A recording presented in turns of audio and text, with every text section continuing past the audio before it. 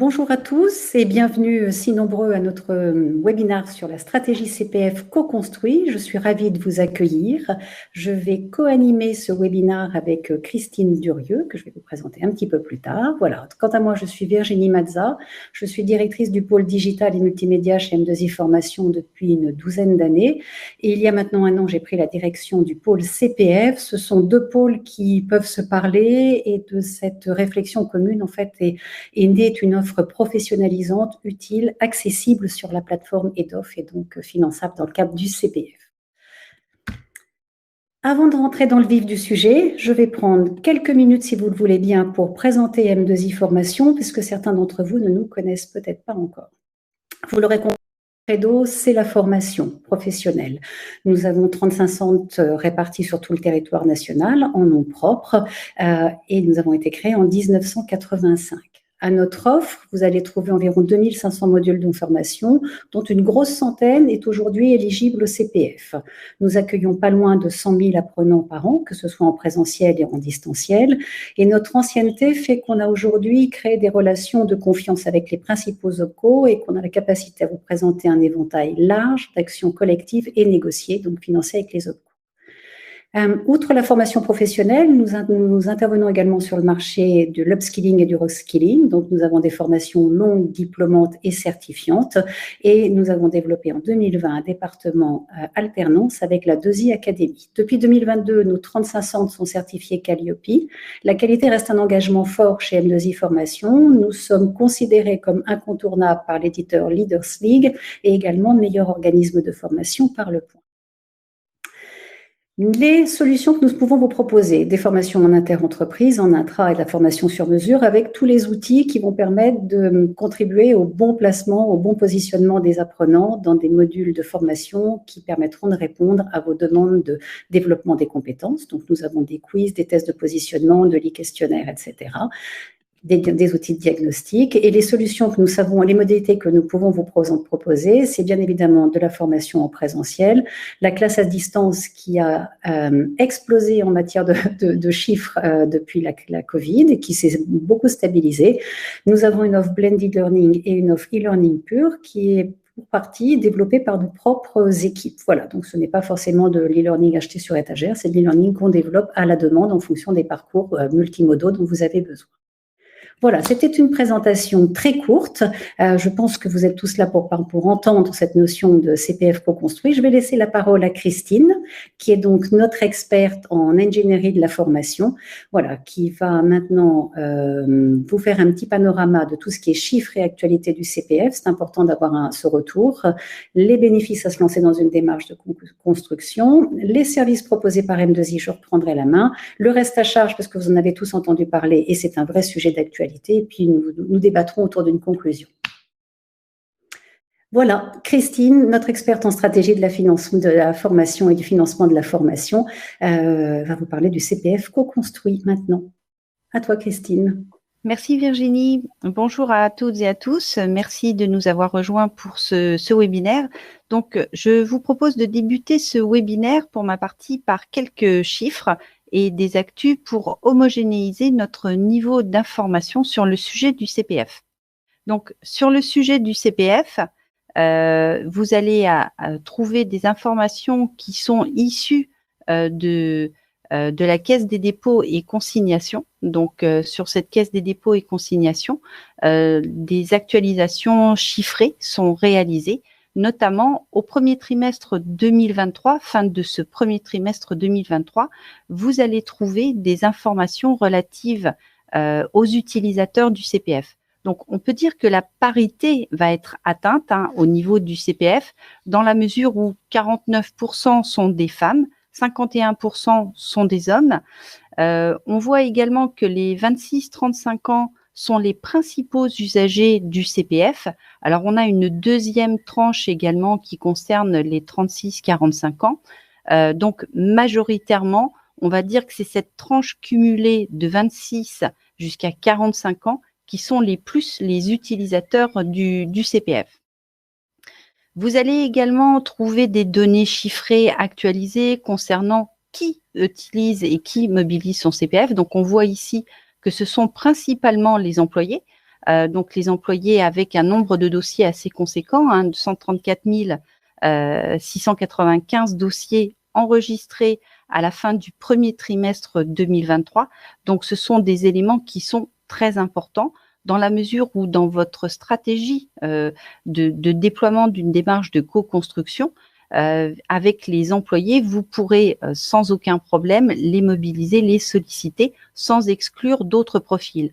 On voit également que les cadres et les professions intellectuelles sont des utilisateurs, mais bon, ce ne sont pas les plus consommateurs du CPF, ainsi que les ouvriers et les professions intermédiaires comme les agents de maîtrise.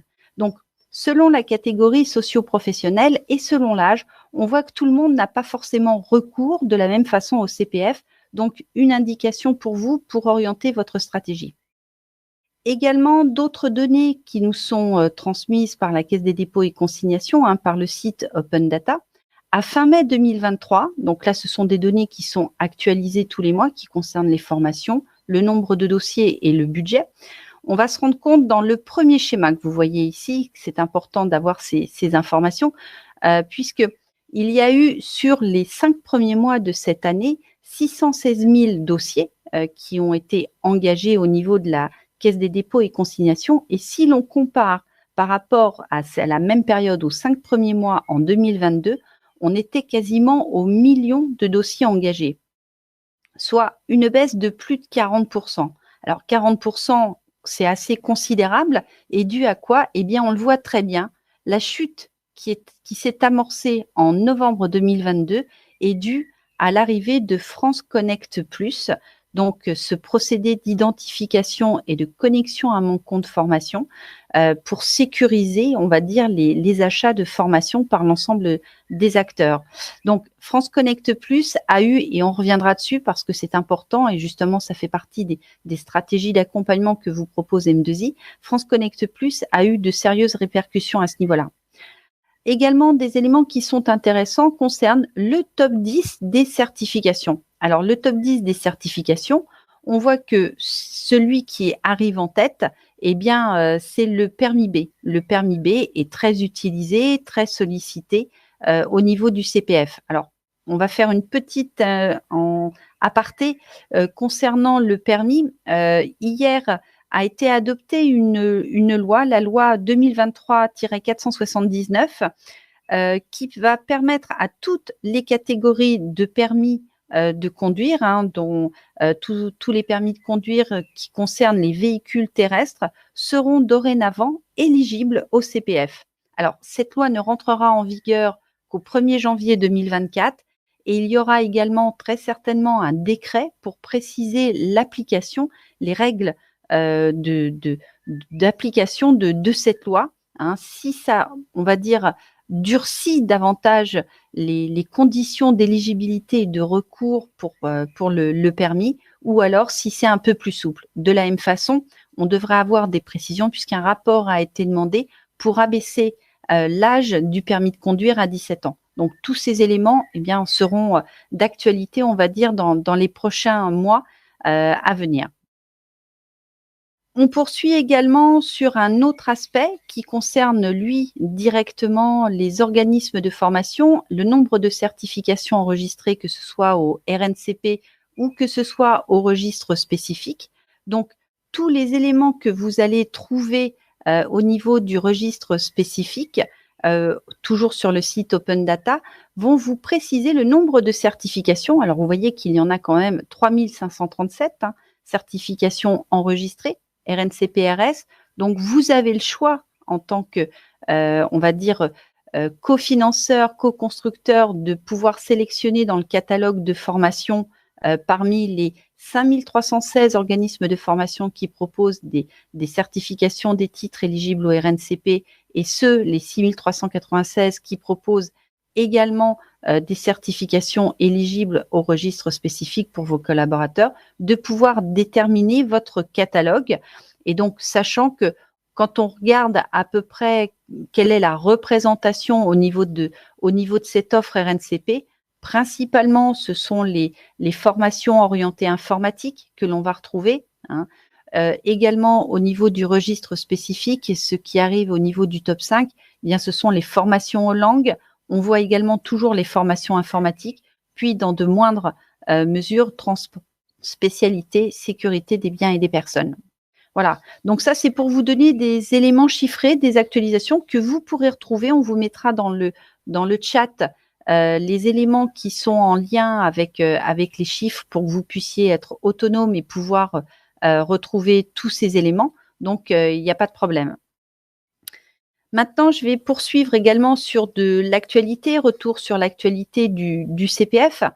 L'actualité du CPF, rappelez-vous, 2018, la loi Avenir professionnel, 2019, Muriel Pénicaud souhaite une révolution au niveau du compte personnel de formation qui ne trouve pas son public, qui a beaucoup de mal à décoller.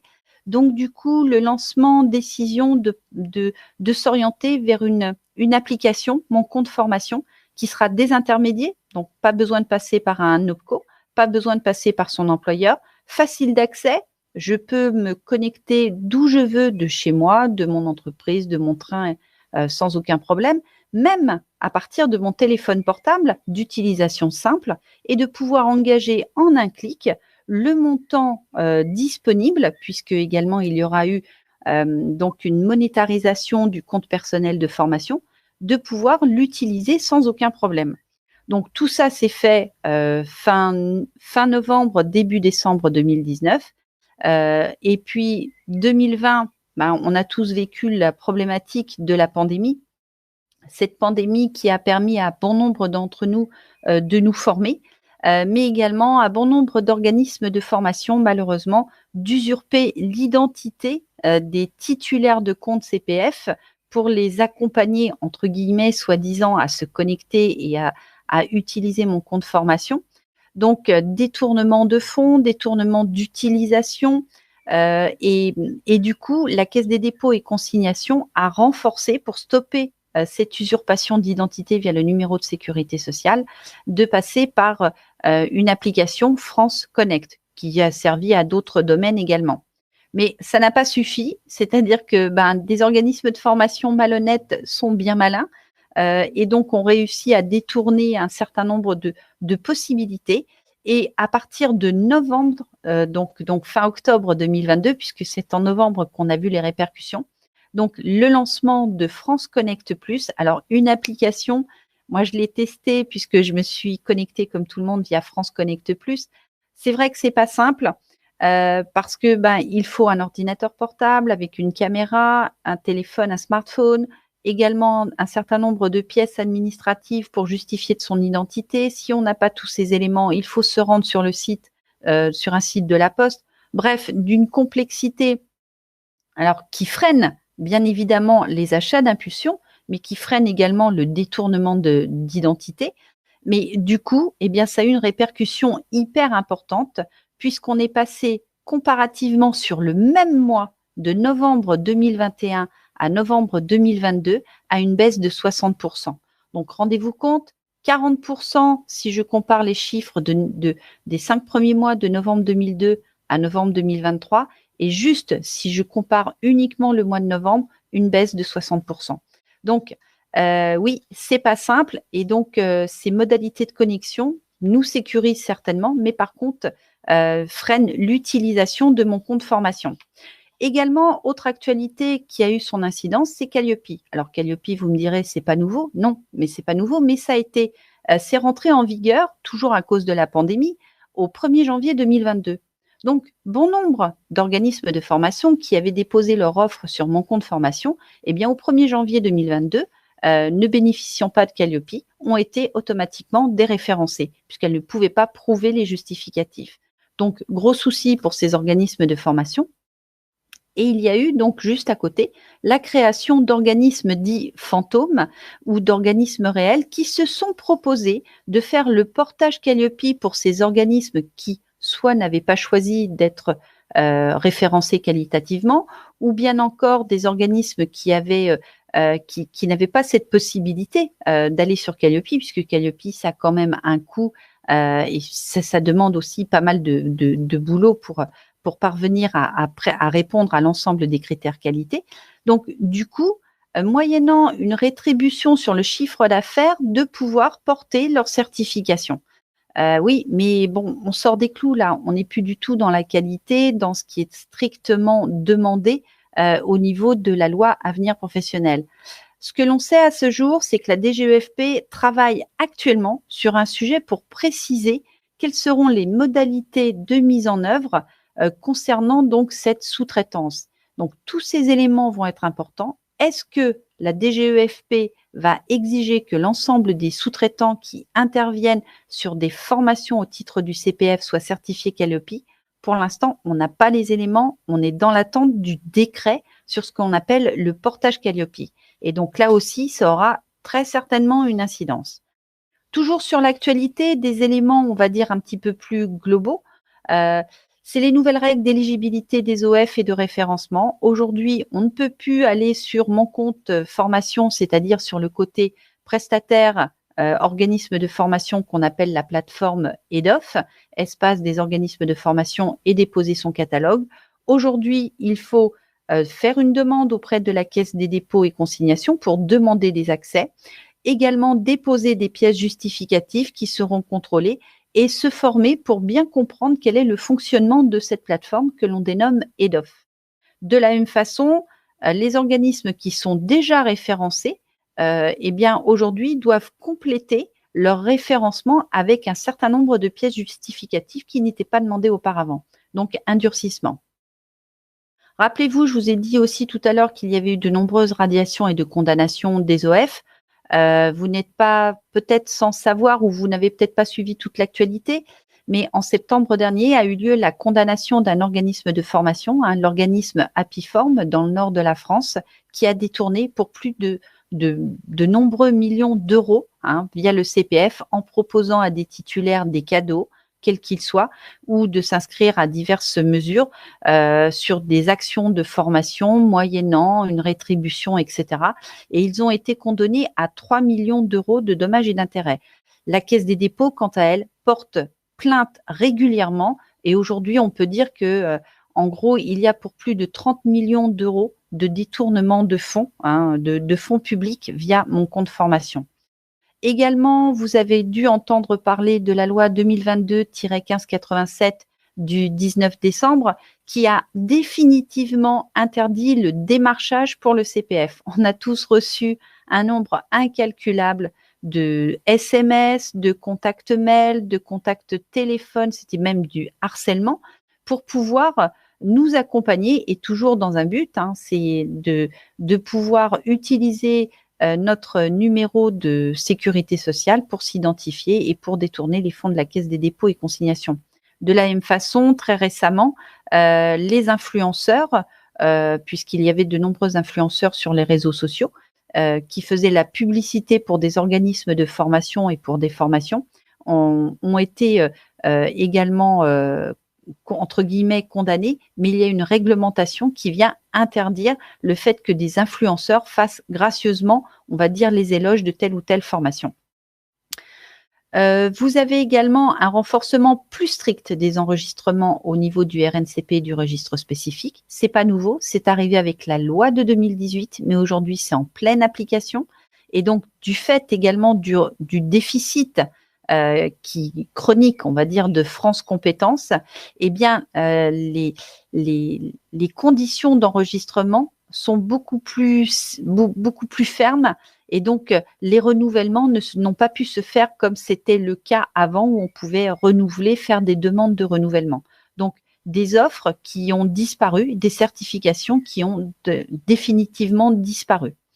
L'obligation à l'encontre des certificateurs, les certificateurs qui sont les propriétaires des titres, des diplômes ou des certifications, doivent aujourd'hui déclarer quels sont les organismes de formation qu'ils ont habilités et ils doivent les contrôler. S'ils ne les contrôlent pas ou s'il y a un détournement ou s'il y a quoi que ce soit qui va dans le sens de la non-qualité, eh bien les certificateurs risquent de perdre également leur référencement et leur certification pour ce titre et ce diplôme.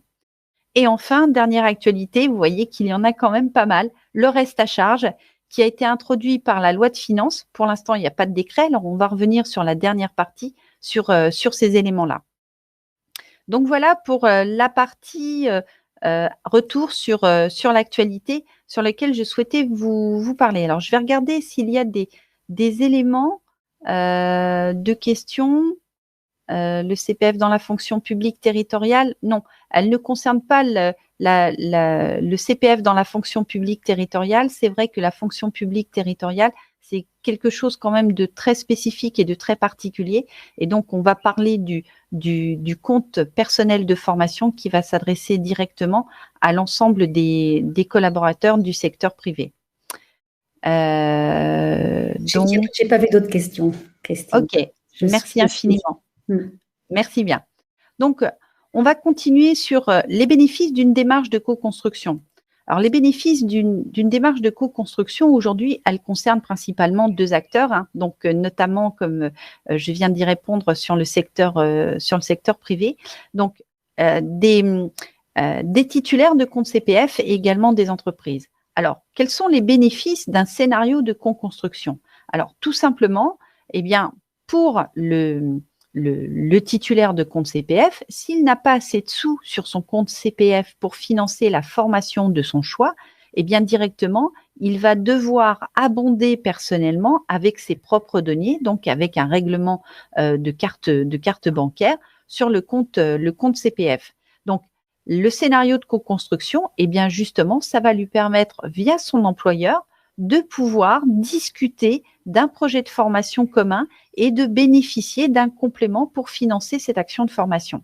Donc, on le voit, c'est une participation financière de l'employeur, mais qui peut être aussi abondée par une branche professionnelle. Il y a des scénarios de co-construction, de cofinancement par des branches professionnelles, mais cela peut être également la région, donc voire même d'autres structures, on le verra dans une diapositive un peu plus loin. Mais ça peut être également un bénéfice qui s'effectue sur le temps de travail.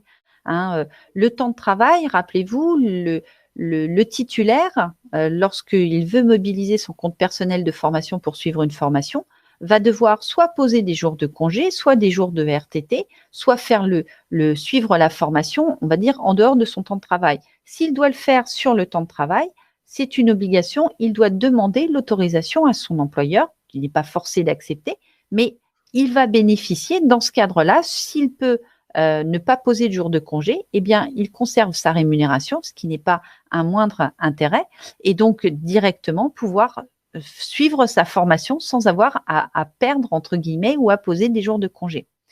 Également, autre bénéfice, c'est un projet qui est accompagné par l'entreprise. L'entreprise, dans une politique de co-construction, va avoir déterminé un catalogue de formation. Ce catalogue de formation, donc, elle connaît les organismes de formation puisqu'elle a passé des accords, donc elle va sécuriser une partie et ne pas, entre guillemets, le collaborateur ne va pas, par rapport à ce qu'on a vu tout à l'heure, les 9000 organismes de formation, les près de 10 000 organismes de formation que l'on trouve sur la plateforme, comment je m'y retrouve pour savoir qui est le meilleur, quelle est la formation qui me correspond bien, etc. Je ne suis pas un professionnel, moi, j'ai juste besoin d'avoir des éléments qui vont me rassurer et me dire que je suis véritablement dans la bonne voie. Donc, dans ce cadre-là, le projet accompagné par l'entreprise est sécurisant pour le titulaire. Il a un ensemble d'actions de formation sur lequel, eh bien, au moins c'est garanti, il va pouvoir les suivre en toute tranquillité.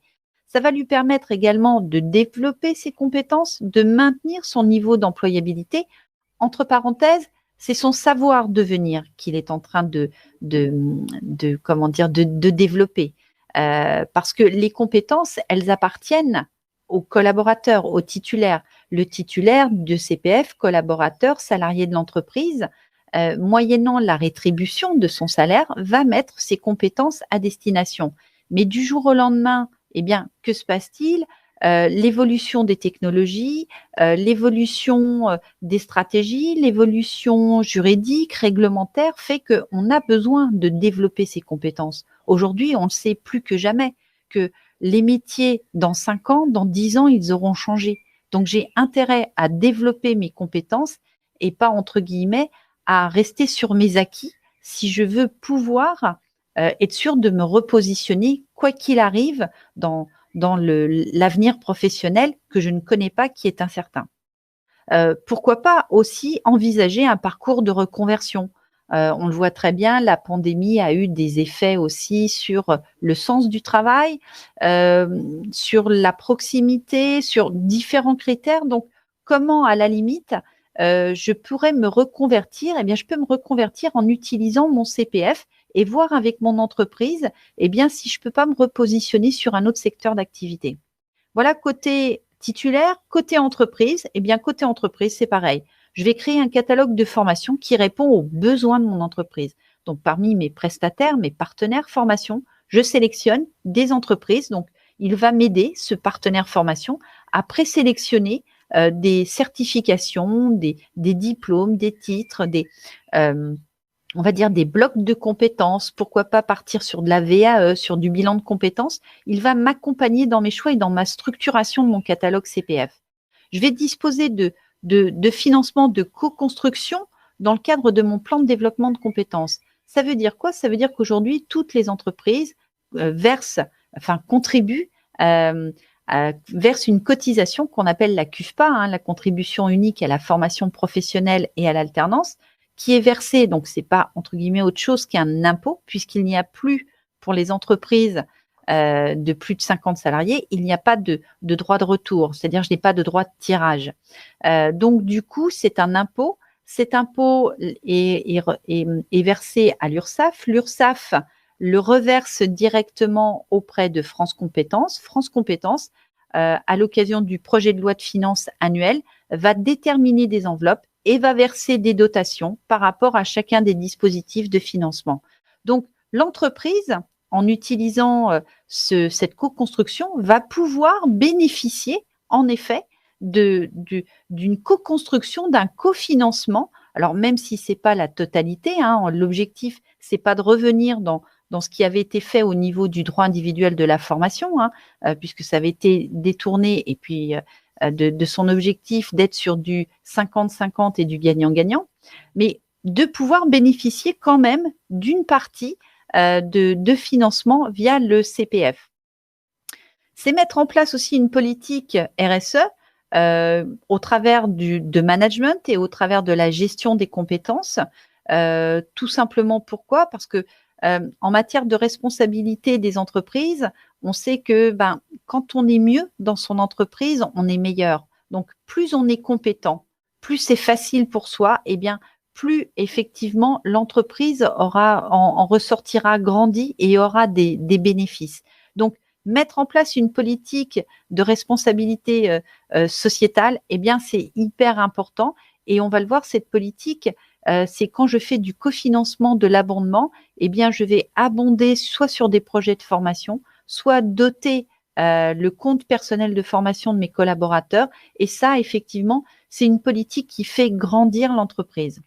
Ce sont des accords d'abondement que je peux mettre en place pour fidéliser mes collaborateurs. Un certain nombre d'entreprises ont défini avec leurs instances représentatives du personnel un certain nombre de paramètres qui vont justement permettre aux collaborateurs d'être fidèles, c'est-à-dire que tous les ans, je vais définir que via la Caisse des dépôts et consignations, alors les entreprises ont un espace bien déterminé qu'on appelle EDEF, espace des entreprises et des financeurs, sur lesquels elles vont pouvoir répartir un pourcentage de leur chiffre d'affaires.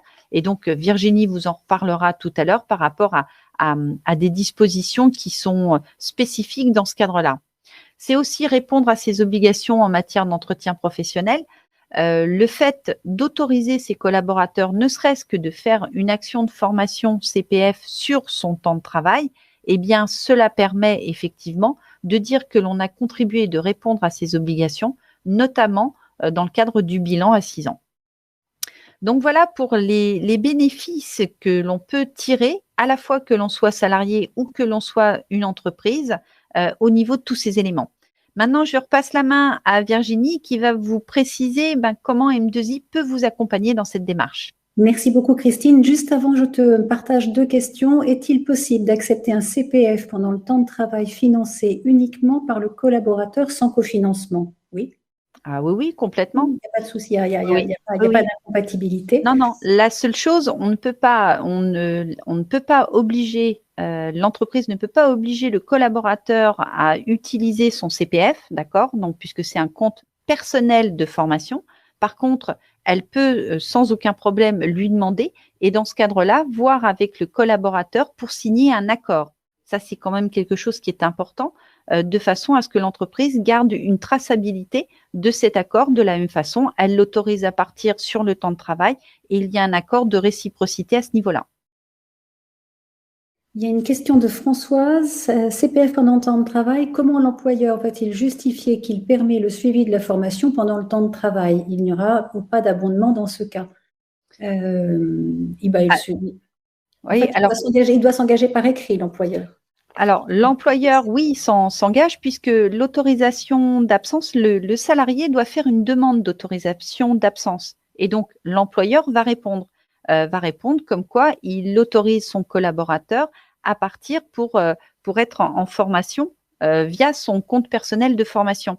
La seule chose également, c'est de demander au titulaire du compte personnel de formation qu'il puisse revenir, même si ce n'est plus obligatoire maintenant, qu'il puisse revenir avec l'attestation de fin de formation qui lui permettra de justifier que la formation s'est bien effectuée et qu'elle s'est bien effectuée puisqu'il a tous les documents sur son temps de travail.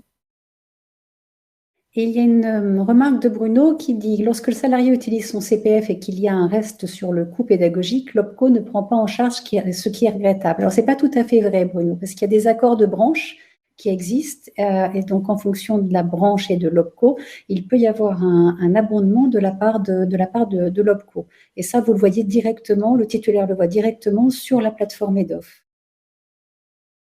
notamment sur les métiers dits en tension.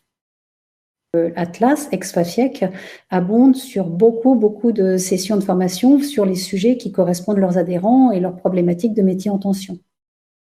Donc, il y a plusieurs, ça va dépendre de l'OPCO et de la branche. Alors, coût pédagogique. Est-il possible de financer des formations sur mesure? Oui, mais dans des règles l'organisme a des règles à respecter entre un tarif sur la plateforme EDOF.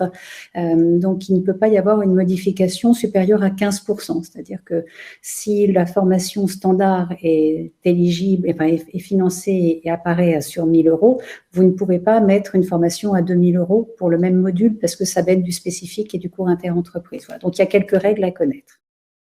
Oui. Alors, les auto-écoles, je n'ai pas la liste et je ne sais pas où on peut la trouver, mais elle doit obligatoirement exister quelque part. Alors oui, concernant, pour revenir sur le financement des formations sur mesure, il faut savoir que le CPF finance des diplômes, des titres, des certifications et ne finance pas que des formations. D'accord ? La formation doit être obligatoirement rattachée à un titre RNCP ou un titre registre spécifique. Donc, directement, la personne, le titulaire, doit obligatoirement passer une certification, donc à l'issue de la formation. Le CPF n'est pas un financement de formation pure, mais c'est bien formation adossée à une certification ou à un titre, un diplôme ou à ce fameux parchemin. Cassandra s'inquiète sur le fait que la formation dans le cadre du CPF soit bien éligible à l'entretien professionnel, notamment le bilan à 6 ans. Si elle est faite sur le temps de travail, oui. Ah oui, il n'y a pas de problème. Vous pouvez même aller sur le site Mon compte formation. Alors, pendant l'intervention de Virginie, je vais essayer de vous trouver la page qui va bien, mais c'est bien précisé sur l'application Mon compte formation que c'est éligible dans le cadre du bilan récapitulatif à 6 ans. Il y a eu un décret, il y a eu tout un tas d'éléments qui sont passés et des reprécisions. Alors, pas un décret, ça a été un question-réponse du gouvernement qui a été précisé il y a maintenant 1 an et demi, 2 ans sur ce sujet-là. Mais je vais essayer de vous trouver la page et de vous remettre les éléments. Comme ça, vous pourrez voir par vous-même que la Caisse des dépôts a bien validé tous ces éléments. Pas de souci. Pour ma part, je vais continuer. Vous avez beaucoup de questions sur le reste à charge. On va y revenir plus en détail après ma partie. Voilà, Christine va reprendre la parole. Nathalie, vous posez la question, les employeurs peuvent-ils payer directement à l'OF le différentiel si le montant des droits CPF est inférieur au montant de la formation? Oui. Alors, la dotation en fait partie, l'abondement en fait partie, et sinon, il peut y avoir une double facturation avec l'organisme de formation. Il y a différents cas de figure. Voilà, et on revient sur le reste à charge après, si vous le voulez bien. Donc, je vais prendre la parole maintenant pour vous présenter un petit peu les étapes que nous pouvons déployer conjointement pour déployer une certaine stratégie de CPF co-construite dans votre organisation et si possible avec un petit peu de succès. La première des étapes, ça va être de co-construire cette offre de formation. Je vous le disais en introduction, on a une grosse centaine de modules de formation des fondamentaux qui sont issus de notre offre IT, digital, bureautique, management et soft skills qui sont aujourd'hui éligibles au CPF et qui peuvent répondre à des problématiques que vous avez de montée en compétences de vos équipes. Ça va être plutôt sur une offre de formation, je dirais, outils. En parallèle de ça, on a également une offre métier disponible. Alors, je vous ai cité SAP parce qu'on sait tous que c'est aujourd'hui un secteur sur lequel on est vraiment en tension, où il y a des besoins en recrutement forts et nous avons trois formations sur SAP qui sont accessibles via le CPF avec un cofinancement éventuellement entreprise ou un cofinancement Pôle emploi pour les demandeurs d'emploi. En fait, toutes les formations que nous sommes habilités à déployer, qui soient inscrites au RNCP ou qui soient inscrites au RS, sont également accessibles à la plateforme CPF et peuvent donc s'inscrire dans une politique de co-construction de l'offre. L'idée de la co-construction, c'est effectivement de bâtir un catalogue qui va répondre à vos besoins, à vos enjeux, à de vos collaborateurs et puis à la montée en compétences et donc à votre productivité. Et puis le fait de co-construire, ça veut dire qu'on va certainement aller sur une politique de tarifs négociés dont vont bénéficier directement vos salariés. Voilà. Alors que si on est sur un achat à l'unité, de toute façon, l'achat à l'unité, il est au prix public tel qu'il apparaît. Donc le fait de co-construire conjointement cette offre permet d'avoir cette réflexion sur des tarifs négociés et donc de déployer le plus de formations possible équipe et pour votre productivité. La deuxième chose, c'est donc ce qu'on vous évoquait, c'est qu'il faut que vous le permettiez sur le temps de travail. Enfin, ça, c'est vraiment une autorisation qui est importante. Un, parce que ça va améliorer ses compétences, on l'a vu. Deux, ça va augmenter la productivité de votre entreprise. Et surtout, ça va répondre à une problématique RH aujourd'hui qui est celle de maintenir les talents en entreprise. Dans les populations et les collaborateurs plus jeunes, qui sont ceux qui sont les plus consommateurs de CPF, il est clair aujourd'hui qu'ils ont besoin d'être rassurés dans laquelle ils sont, sur le fait qu'on va leur donner la possibilité d'accroître leurs compétences. Donc, cette fidélisation du collaborateur au travers l'autorisation du CPF sur le temps de travail répond en partie à une problématique RH qui est celle soit de garder ses talents, soit d'acquérir de nouveaux talents. La troisième phase, c'est qu'il faut communiquer, et ça, c'est très important. Et toutes les structures n'ont pas forcément des outils de communication ou des savoir-faire en communication en interne. Donc, ce qu'on vous propose, c'est faire une animation conjointe d'information à destination de vos équipes. On l'a fait dans différents groupes avec trois objectifs principaux. Un, c'est de démystifier l'application moncompteformation.gouv.fr. Pour certains, elle est encore un petit peu ésotérique. Démystifier la création d'identité numérique La Poste. On l'a vu, on a eu beaucoup de soucis et donc, il faut bien donner les explications, rassurer les gens sur le fait que si ça coince à partir de leur télé, de leur ordinateur, ça peut fonctionner à partir de leur portable et ça fonctionnera de façon en se déplaçant dans un bureau de poste, voilà, mais il faut les rassurer là-dessus. Et surtout, le fait de faire cette animation conjointe de webinaire, ça va nous permettre de présenter, ça va vous permettre de présenter votre stratégie en matière de CPF. Et nous sommes le relais de la stratégie que vous allez vouloir présenter en matière de CPF à vos équipes, voilà, pour que ça soit un succès. En plus de cette animation, on peut tout à fait vous proposer des supports marketing personnalisés, voilà, pour que l'internaute, le titulaire du CPF, ait vraiment le sentiment qu'il est en fait dans son entreprise et que c'est une offre de son entreprise. Donc ça le rassure. Je vous partage là, par exemple, un petit flyer qu'on a créé, donc qui est vraiment dans la charte, dans l'identité visuelle de la Caisse des dépôts, voilà, mais qui permet de revoir quelles sont les 6 étapes pour déployer et quels sont les bienfaits d'un CPF reconstruit. Tout ça peut être totalement brandé à votre image, si vous le souhaitez, pour que ça soit une véritable stratégie d'entreprise. Derrière ça, l'étape qui suit, ça va être de doter votre salarié. salariés. De quoi s'agit-il? Donc, c'est ce qu'on vous a évoqué. Ce sont des droits supplémentaires que vous attribuez à vos collaborateurs qui viennent compléter les droits acquis au titre de leur activité professionnelle. Tous les ans, il y a 500 € qui sont acquis avec un plafond de 5 000 €. Et pour les personnes en situation de handicap, c'est 800 € avec un plafond de 8 000 €. C'est donc vraiment un instrument de motivation et de fidélisation des talents.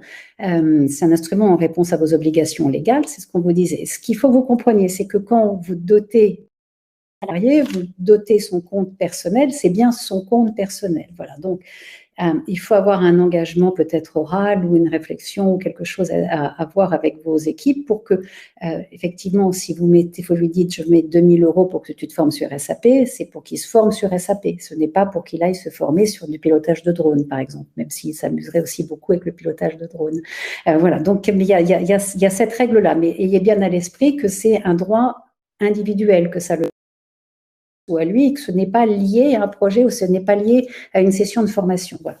Le mode opératoire est simple, les dotations, elles s'effectuent en ligne sur l'espace EDEF. Voilà. Elles sont créditées sous 5 jours, elles sont exonérées de charges sociales, elles sont non imposées. Donc, dans une cadre de fidélisation des collaborateurs, c'est une fidélisation moins chargée fiscalement. Donc, ça peut avoir aussi du sens d'avoir cette politique RSE et de dotation du salarié au travers son CPF. La 5e des étapes, peut-être de nous déléguer les inscriptions. Pour ce faire, on met à votre disposition un interlocuteur dédié qui a une adresse mail dédiée et qui peut être une adresse mail avec votre propre nom. Voilà, comme ça, c'est facile de s'y retrouver. Et en parallèle de ça, on a un outil propriétaire de gestion des inscriptions en nombre. C'est un outil qui s'appelle EasyBooking.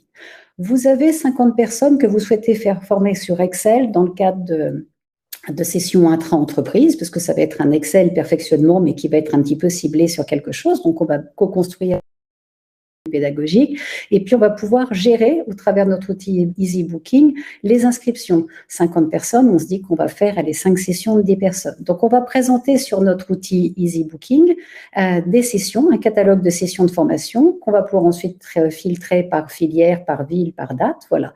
Ces formations, on peut les déterminer si elles sont en présentiel, en e-learning, en classe virtuelle, et surtout, on va pouvoir avoir en fait un reporting en temps réel et voir le succès ou pas du projet. Voilà. Là, vous voyez que sur les 2 premières lignes, il reste de la place parce qu'il y a une pastille verte et que la 2e session est en orange parce qu'elle n'est pas encore confirmée.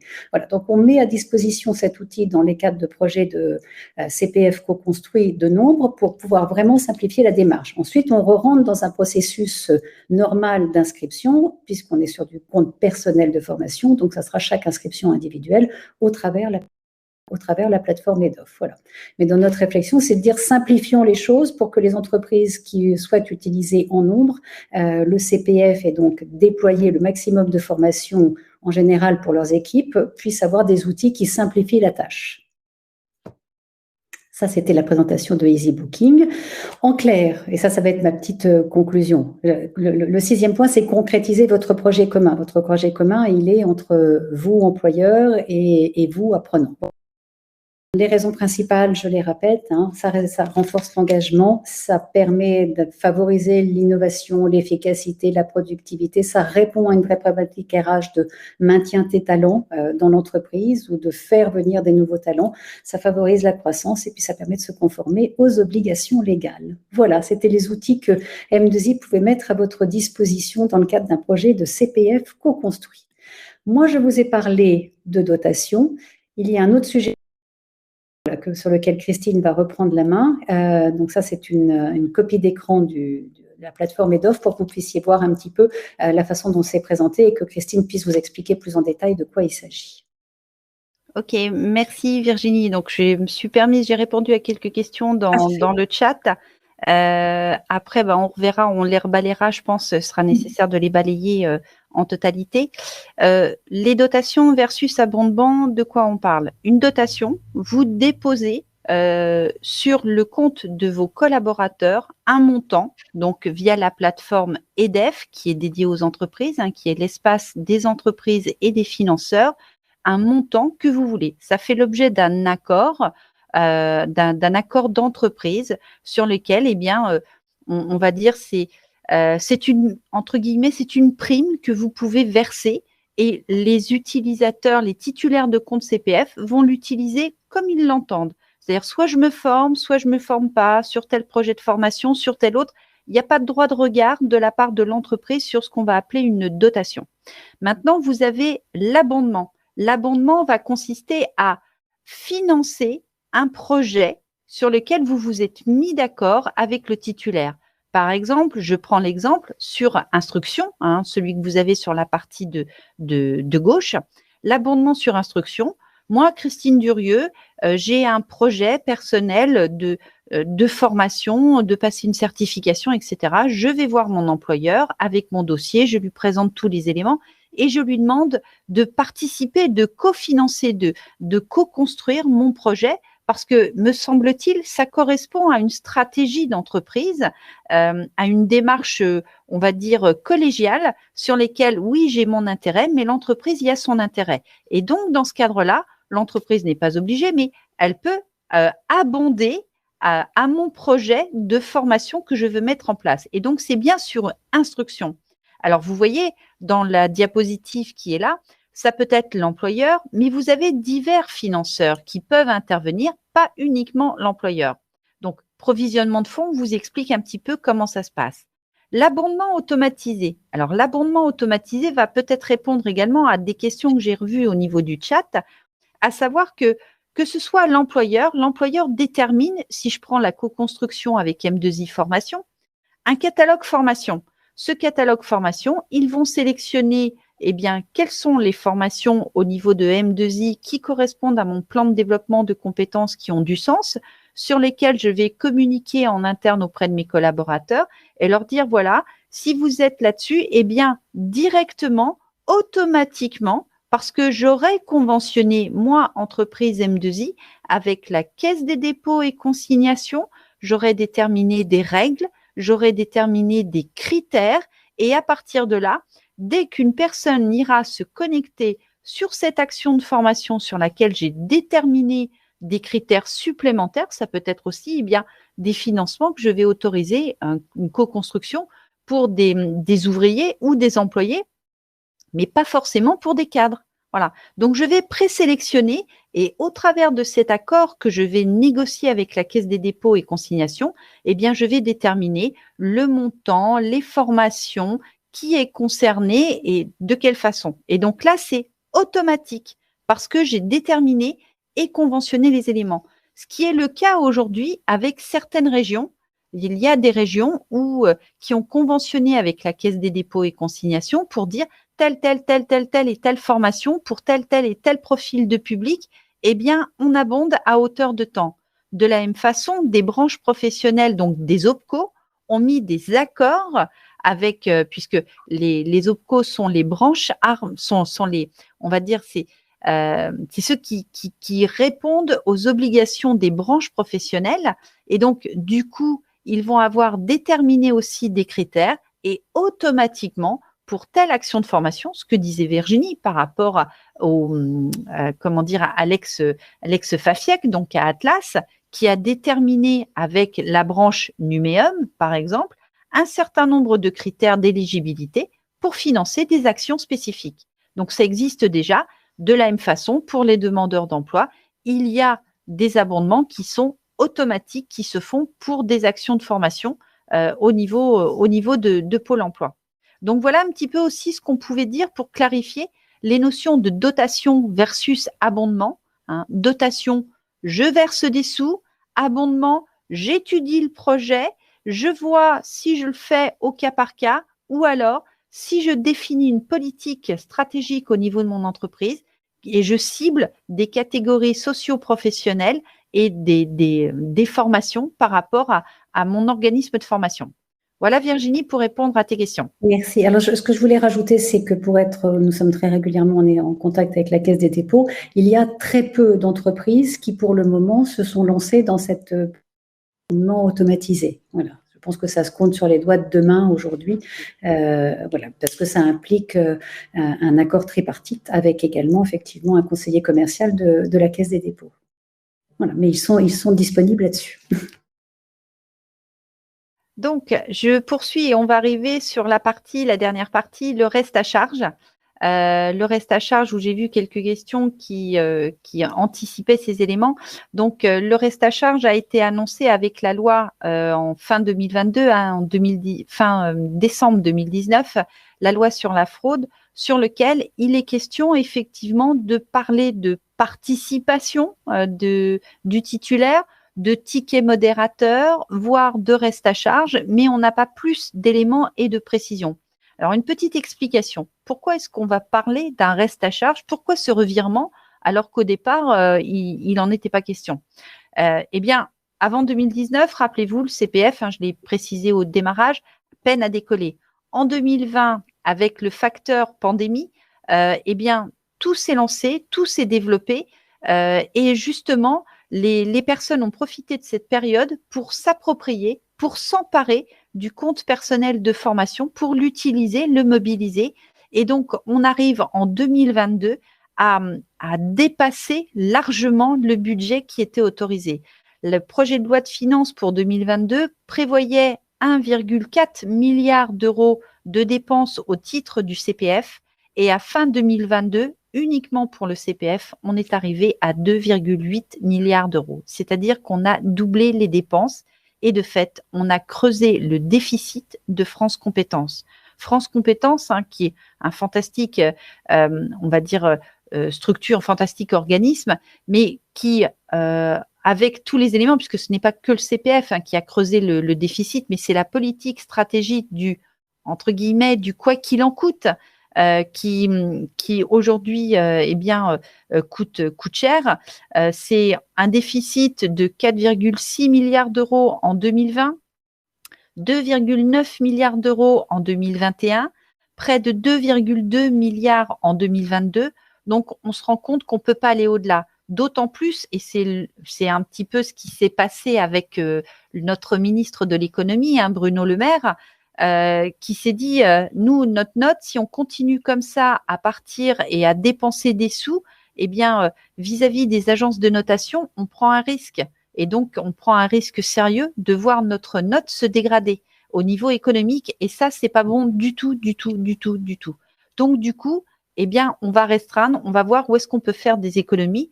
D'où, effectivement, ce qui a été lancé par Bruno Le Maire je crois que c'était en mai dernier, sur le fait de dire, voilà, entre le reste à charge, eh bien, ce sera un reste à charge de l'ordre de 30% que le titulaire devra payer. Et donc là, il y a eu une levée de bouclier qui s'est passée énorme.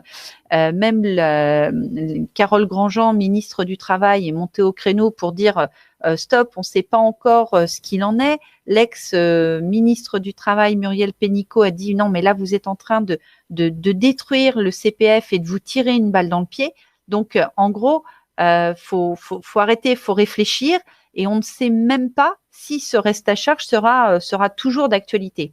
Alors, ce reste à charge, si je vous présente dans la diapositive suivante l'amendement numéro 698, alors vous pourrez, quand vous aurez les documents, vous pourrez le retirer, l'éditer directement et y accéder via l'hyperlien que j'ai positionné en dessous. Donc, il est passé, donc une version qui est en vigueur au 1er janvier, mais il n'y a pas de décret d'application.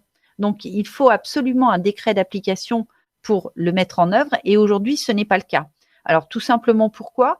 Parce que la priorité aussi était donnée à la réforme des retraites. Vous ne voulez pas faire passer tout en même temps, mais donc priorité sur la réforme des retraites. Également, ça doit être discuté avec les partenaires sociaux. C'est pas une décision qui doit être unilatérale. C'est une décision véritablement aujourd'hui qui va se prendre, mais bon, on n'a pas encore tous les tenants et les aboutissants.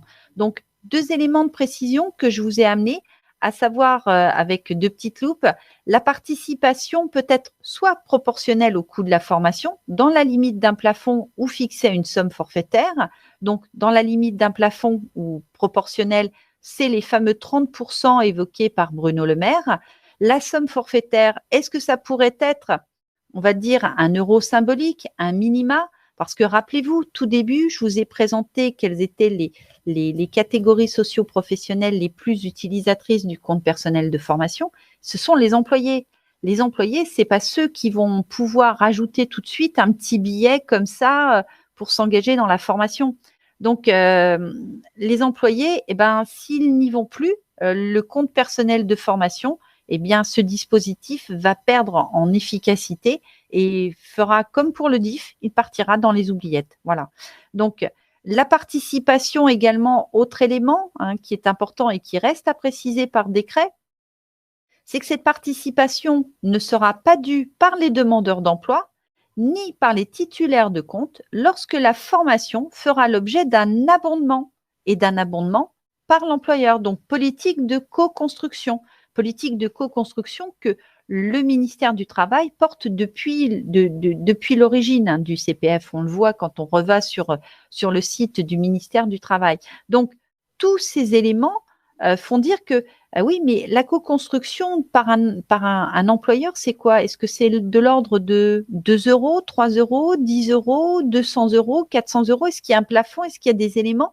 Parce que pour l'instant, on se dit, même si l'entreprise ne prend pas la totalité du reste à charge, eh bien, ça veut dire quoi? Ça veut dire que si le titulaire a les sous sur son compte, il n'aura absolument rien à payer et l'entreprise n'aura participé qu'à hauteur de 1, 2 ou 3 €. Donc, véritablement quelque chose de minime.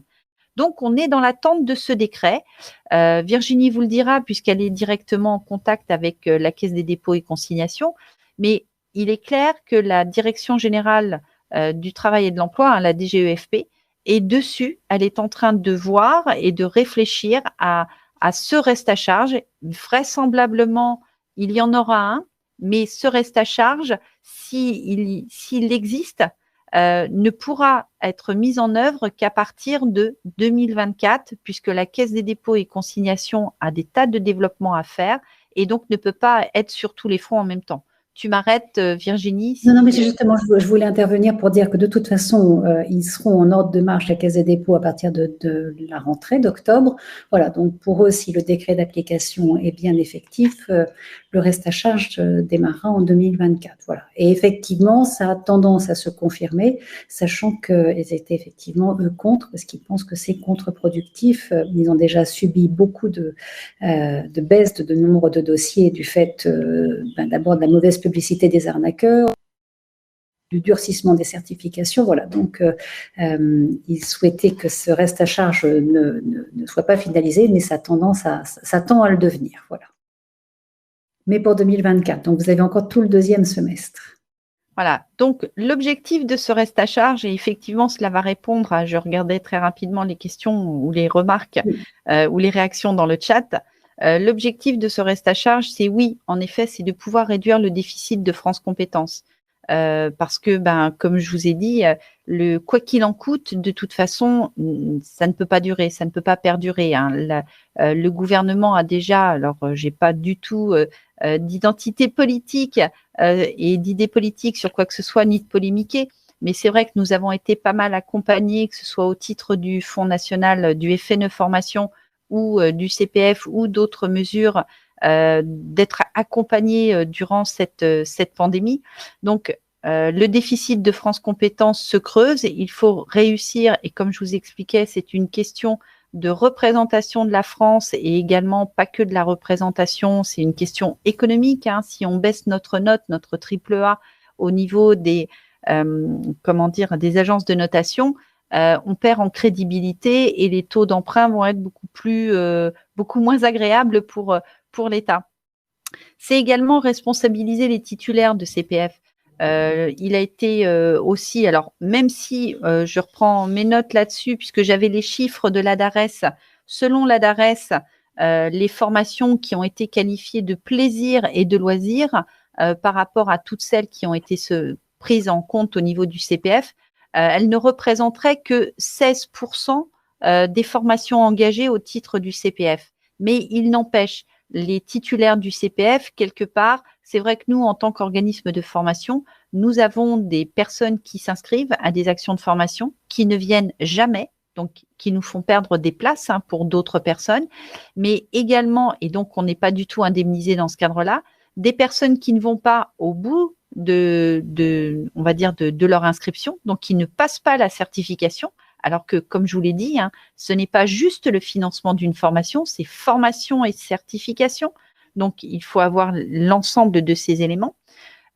L'objectif également du reste à charge, c'est qu'il faut bien réfléchir à qu'est-ce qu'on va faire au niveau de ce reste à charge si on ne veut pas pénaliser ceux qui en ont le plus besoin, les employés, les ouvriers, les professions intermédiaires, tous ceux qui ne peuvent pas ou qui n'auraient pas les moyens de rajouter justement ce petit billet supplémentaire de leur poche pour financer une formation.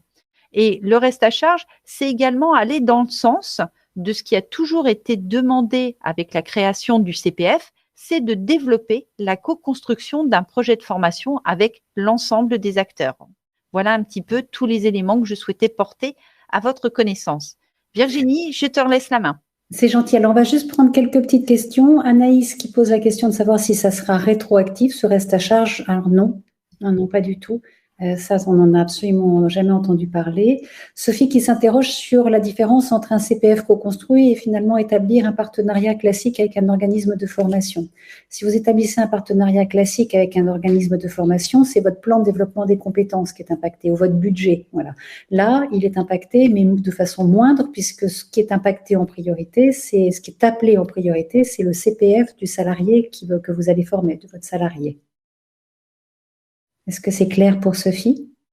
Voilà, alors que si vous contractez simplement avec un organisme de formation, ça sera entre vous et l'organisme de formation, alors qu'au travers un CPF co-construit, ça sera entre vous, votre collaborateur de formation. Françoise ne comprend pas la différence entre dotation et abondement. Dotation, en fait, vous fidélisez, vous maintenez les talents, vous accueillez, vous proposez une capacité à se former de façon supplémentaire. Vous essayez de l'adosser à un projet que vous avez, mais en tout cas, c'est quelque chose que vous offrez à votre collaborateur. L'abondement en tant qu'employeur, c'est vous lui demandez de faire appel à son CPF et vous allez compléter ça pour un précis. C'est ça la différence. Je remonte un petit peu, excusez-moi, savoir s'il y a d'autres formations. Christine a mis le chat. Alors, CPF co-construit égale CPF accompagné. Oui, tout à fait, Valérie, c'est bien ça. Alors, Élodie, bonjour. L'abondement du CPF doit passer par une habilitation nette entreprise. C'est la seule façon de procéder à un abondement, Christine? Alors, pardon, excuse-moi, j'étais en train de… Élodie, l'abondement du CPF doit passer par une habilitation nette entreprise, point d'interrogation, de procéder à un abondement. Oui, tout à fait. C'est-à-dire que ça se passe automatiquement par Net Entreprise. Lorsque vous allez sur le site EDEF, espace des entreprises espace des entreprises et des financeurs, vous devez être habilité pour pouvoir pour pouvoir faire des transactions via Net Entreprise, qui est un système sécurisé donc avec l'État. Donc là-dessus, il n'y a pas de problème. Mais la plupart du temps, Net Entreprise, ce sont les comptables qui ont les habilitations de connexion. C'est ce qui pose un problème pour les responsables de formation, parce que du coup, ils sont obligés de passer par une tierce personne pour demander à la comptabilité, au service comptabilité, de faire ces transactions sur Net Entreprise qui concernent principalement le service comptable. Tout à fait. Je vais répondre à Marie-Laure. Est-il plus avantageux de faire un abondement ou un cofinancement CPF du salarié et plan de développement des compétences de l'entreprise? En ce qui nous concerne, ça sera plus avantageux parce qu'on a une structure qui nous permet de facturer en aide de TVA. Donc, ça veut dire que le CPF est appelé en aide de TVA. Donc, vous bénéficiez de cet avantage, en tout cas autour de la TVA. Voilà. Autrement, plan de développement des compétences et CPF, tout ça vit très bien ensemble, effectivement. Et je continue. Alors, si CPF co-construit, est-ce bien aux salariés de s'inscrire auprès de l'organisme et demander la convention de formation? Oui, même si c'est du CPF co-construit, on reste dans un droit individuel. Donc, la demande et l'implication du salarié est la même, elle est individuelle. Donc, c'est bien à lui de faire toutes ces demandes. Voilà, alors on a dépassé l'heure sur laquelle nous étions engagés, donc je vais conclure maintenant. Christine, je te remercie beaucoup. J'espère que ça a ouvert et donné plein d'explications, ouvert le champ des possibles à nos spectateurs. En conclusion, je vous pose une question, c'est le CPF co-construit est-il le devenir du CPF? Nous, notre perception, c'est que oui, on n'est pas loin de penser que le CPF co-construit est le devenir. On est sur un sujet qui est en permanence en pleine évolution. Qu'il y a vraiment eu une volonté de stopper l'achat d'impulsion. Hein, pas mal d'actions ont montré qu'on avait stoppé ça. Une volonté d'équilibrer les budgets. Voilà. Donc, notre réponse à cette question, ça serait plutôt oui. Et puis, ça serait effectivement, Christine, une sorte de retour sur investissement puisque toutes les organisations contribuent à financer le CPF et le fait de pouvoir bénéficier comme ça du CPF de vos collaborateurs dans le cadre d'accords plutôt intéressants économiquement permet certainement d'avoir une sorte de retour sur investissement de vos investissements. Voilà. Ça serait notre conclusion, c'est que nous, on pense qu'effectivement, que le CPF co-construit est le devenir du CPF. On le voit aujourd'hui sur le ministère du Travail, où c'est une extraction du ministère du Travail, où c'est déjà bien encadré. Les OPCO sont également très présents sur ces sujets-là, voilà, toutes les branches. Donc, on suppose que oui, et on espère qu'on vous a donné quelques idées. Voilà, vous avez à droite le catalogue des formations éligibles au CPF2, M2I Formation. Nous vous remercions beaucoup pour votre participation très active, ça c'est toujours intéressant. Voilà 2 adresses mail si vous souhaitez aller plus loin. Voilà, si vous avez des questions à poser à Christine, vous pouvez les poser sur ces 2 adresses mail. Christine en aura connaissance sans aucun souci. Nous vous remercions et les questions ont été posées tout au long de la présentation. Et n'hésitez pas à revenir vers nous si vous souhaitez avancer un petit peu sur un projet comme celui-ci. Merci à tous. Merci à vous et je pense que Thomas vous transmettra tous les liens que j'ai mis dans le chat de façon à ce que vous puissiez vous connecter. Merci à vous, bonne journée. Merci à tout le monde.